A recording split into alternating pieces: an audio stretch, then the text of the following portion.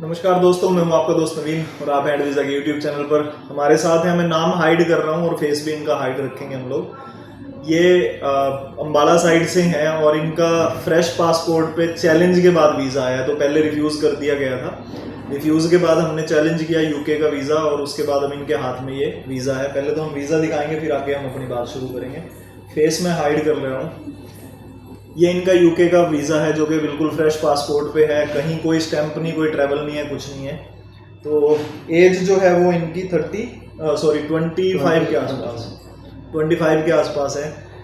Sir कैसा experience रहा है? सर बहुत बढ़िया, बहुत ज़्यादा बढ़िया। वीज़ा रिफ्यूज हो लगा, उसके बाद नवीन सर ने चैलेंज करके मेरा वीज़ा नहीं करवाया।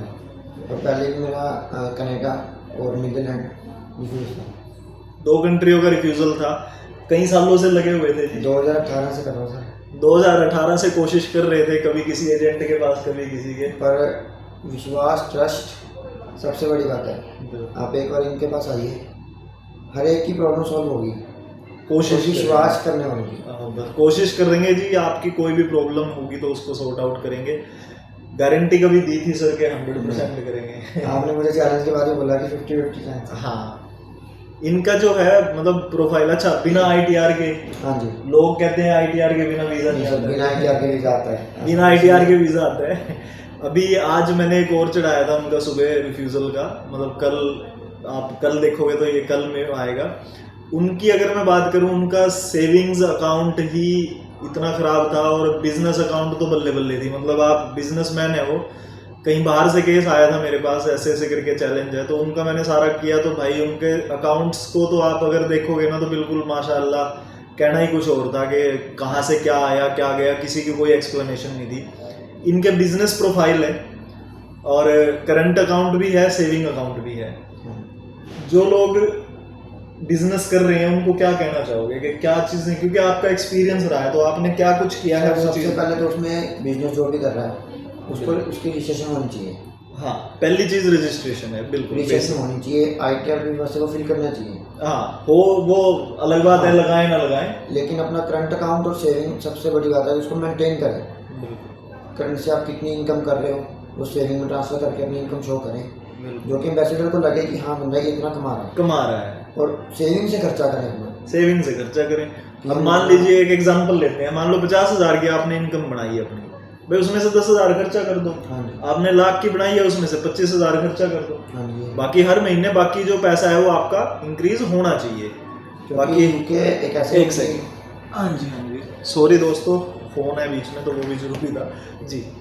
तो मेन बात क्या है कि यूके जो है हमारी सेविंग अकाउंट, करंट अकाउंट की दोनों स्टेटमेंट सबसे ज़्यादा चेक करते हैं। सबसे ज़्यादा चेक करते हैं, बिल्कुल। तो मेरी है कि उसी के ऊपर उठाई उन्होंने जो 60,000 समथिंग कुछ था। हाँ, उसी चीज़ के ऊपर एक ही चीज़ थी, वही उठा ली। उसका फिर हमने तो पहले ही किया हुआ भाई, हमने तो, क्योंकि हमें पता है, एक्सपीरियंस का यही फायदा होता है कि हम पहले ही देख के समझ जाते हैं कहाँ क्या ऑब्जेक्शन आ सकता है, उसको हम पहले क्लियर कर लेते हैं ताकि फिर चैलेंज में हमें वो चीज़ में दिक्कत ना आए। तो अब इनका भी वही था कि पहले ही हमने क्लियर किया हुआ था।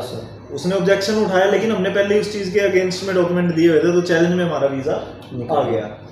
अब ये कहूँगा कि आप सिंगल भी हो बेशक, तो ऐसा नहीं है कि सिंगल के ही वीज़े हैं। मतलब ये नहीं है कि भाई कोई मैरिड है या कुछ पीछे फैमिली टाइप बहुत बोलते हैं कि सिंगल का नहीं लगता, उनके साथ लगाओ, उनके साथ लगाओ। ऐसा कुछ नहीं है, ऐसा कुछ नहीं है। और सिंगल है, फ्रेश पासपोर्ट है, पहले रिफ्यूजल्स हैं। हमने तो रिफ्यूजल्स भी बताई हुई हैं एप्लीकेशन फॉर्म में, हमने रिफ्यूजल भी बताई थी कि भाई कहाँ कहाँ करेंगे। सबसे बड़ी बात क्या है, कोई लाखों में चार्ज नहीं है। हाँ। कि वीज़ा लगने के बाद इतने लाख देने, अपने लाख देने। मैंने बहुतों से सुना, मैं तो भूल ही गया था कि चार्ज का क्या था। तो एक नॉमिनल सा चार्जेस है भाई, कोई ये नहीं है कि पता नहीं कितने ज़्यादा पैसे हम लोग ले रहे हैं। मैंने बहुत सुना सर। जी अम्बाला में भी, यूसुई हट की साइड, काफ़ी साइड, पंजाब में तो आप पूछो ही मत, बुरा हाल है। मतलब क्या है कि वीज़ा लगने के बाद इतने दे देना, उतने दे देना, 13 लाख, 15 लाख, 20 लाख। एक बंदे ने न्यूजीलैंड के 18 लाख दिए सर, बताओ। और न्यूजीलैंड के वीज़े कितने इजीली आ रहे हैं, है ना।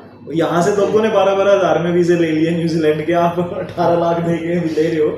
तो भाई आप लोगों को खुद समझना है कि मैं तो सब पंजाब वालों को, जितने भी हैं, अम्बाला वालों को, जी जितने भी हैं तकरीबन, एक बार विजिट जरूर करें। हाँ, ट्रस्ट बनाएं, बिल्कुल आए, देखें, अच्छा लगे। वैसे तो अच्छा लगेगा ही नहीं, चलो उनके नहीं, वैसे तकरीबन देखो सर अच्छा लगेगा, 90% लोगों को अच्छा लगेगा। जी जी बस और हम लोग 90 से 99% वीज़ा मिलेगा।